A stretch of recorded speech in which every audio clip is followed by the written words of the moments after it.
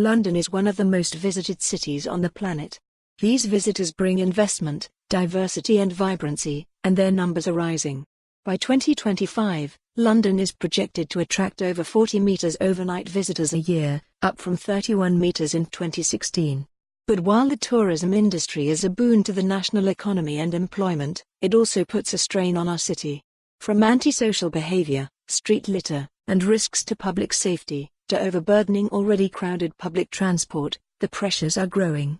Tourism can also impact housing affordability, particularly as the rise of short-term private holiday lets continues. Currently, the mayor and local councils have to address these challenges using public funds. But what if some extra revenue from London's visitors could be collected to help cover costs? Look at Edinburgh. Like London, Edinburgh also welcomes an increasing number of visitors.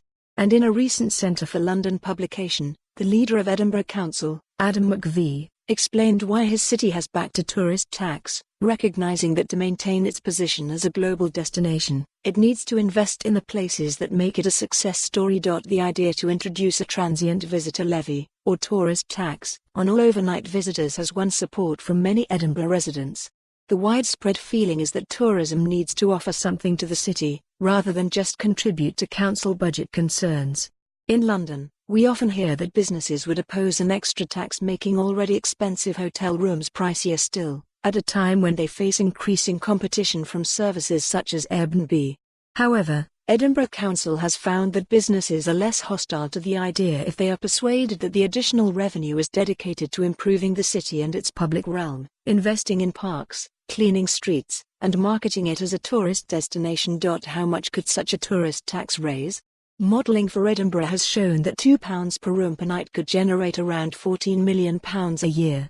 Hotel rooms alone could generate more than £80 million per year in London if the levy was set at the same rate. That's more than the annual running costs of the Royal Parks. Edinburgh also found that affordability is far from the only factor that helps people decide whether to visit somewhere.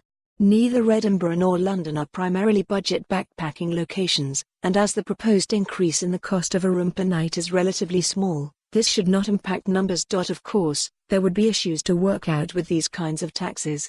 Should they apply to all visitors, or just ones from overseas?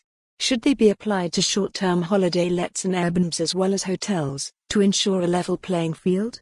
Still, with at least 16 European destinations already having some form of tourist tax, this idea is worth considering. And London SH. For more on this story, visit the news article link.